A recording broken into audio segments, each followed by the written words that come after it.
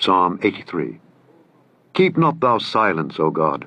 Hold not thy peace, and be not still, O God. For lo, thine enemies make a tumult, and they that hate thee have lifted up the head.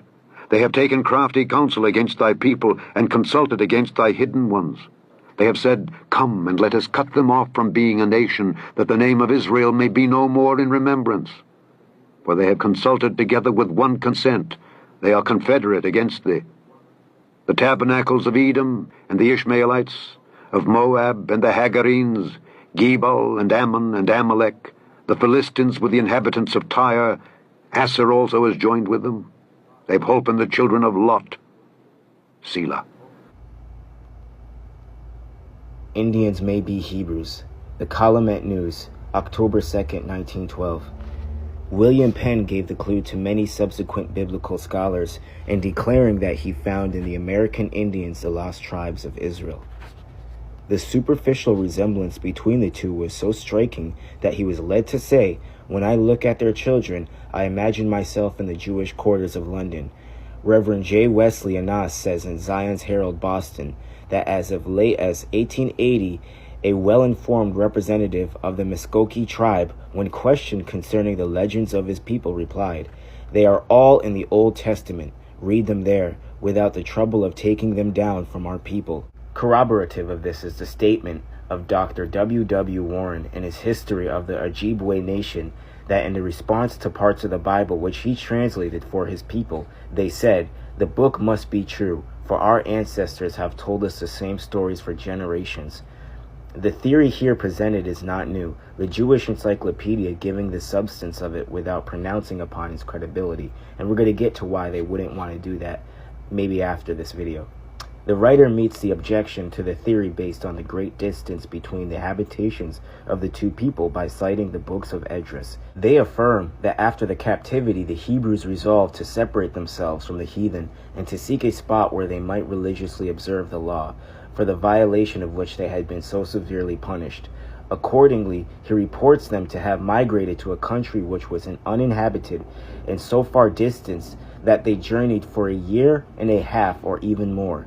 This theory is further supported by the writings of the famous Manasseh ben Yasharel, or Israel, who tells us that America and Asia, now separated by the Bering Strait, were formerly one continent, and that during the early period these Hebrews penetrated to America by land. Which, what he just said is completely not correct. Still more conclusive proof is found in the comparative study of the language, religion, customs, and traditions of the two people. Such resemblance as these are noted. Like the Hebrews, the Indians, when first visited by the Europeans, were a very religious people, yet they had entirely escaped the idolatry which was common to almost all ancient peoples.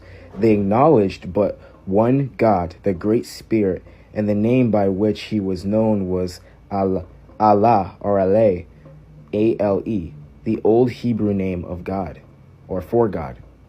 In their dances they were heard to say distinctively, Hallelujah, or praise to Yah, praise to Jah, the very word which was used by the Hebrews themselves. They kept annual festivals which resembled those of the Mosaic ritual. They performed morning and evening sacrifices and offered of their first fruits to God.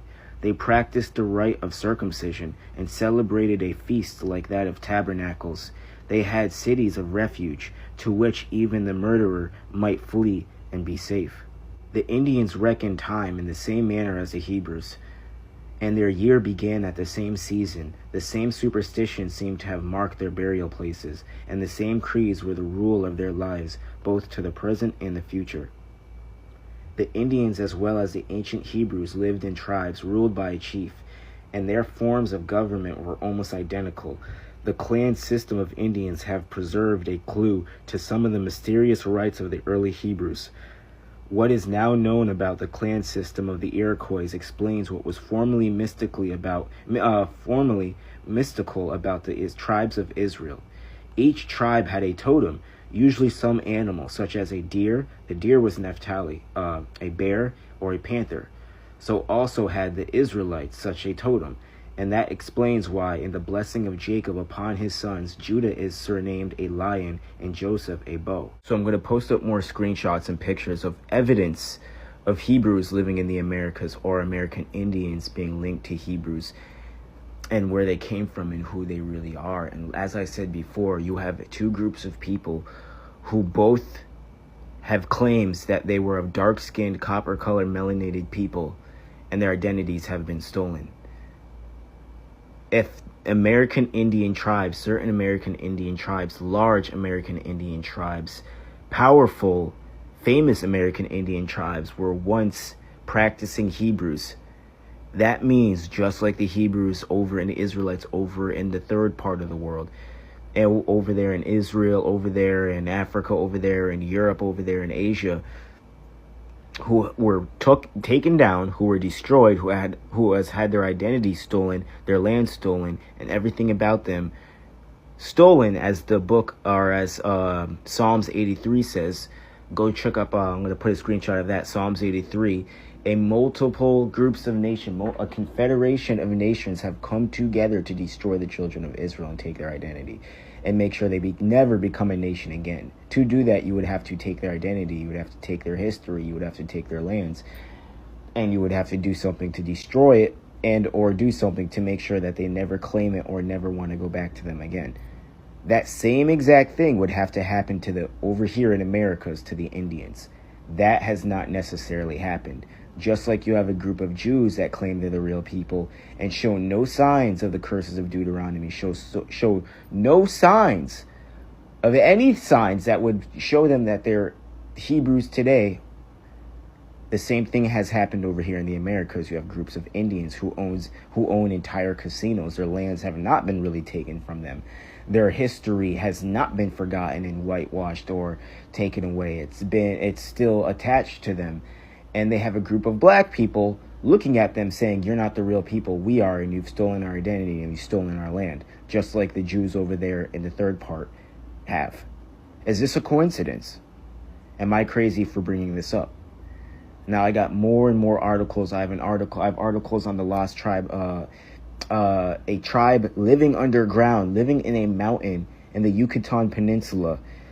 And the guy who went there says that he believes that they are of the lost tribes of Israel, or could be of the lost tribes of Israel. So I have so many more interesting articles and videos I want to read from, but if you follow my channel, I just don't touch on history. We touch on a lot of black history. We're going to go into Mississippi Black Papers. I'm going to get back into reading that. We're going to get into destroying the Catholic Church and books on exposing that. I want to get into actual scriptures, reading from the sealed portion, reading from the Apocrypha and stuff like that. So much I want to read on top of history. So with that being said, thank you. I hope you enjoyed the video, and go check out this article yourself. So there's a newspaper article making the rounds on TikTok being shared by black Americans. And a lot of people are claiming in the comments, well, what's the source? What's the origin? A link to this article, or I don't believe it's real. What's the source of this? It's not that hard to go do your own research.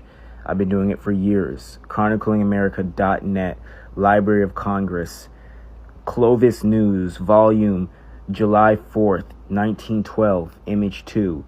We go down and we read the newspaper article, Negro race has $1 billion in U.S., and we get to the infamous article that talks about more than $1 billion worth of United States real estate, which he owns in his own name in the United States, is not easily to be taken from him. It's talking about the Negro when it says he. Besides, the Negro is not an African. He is an American. African is a misnomer. Why try to send him to a country which is not his own?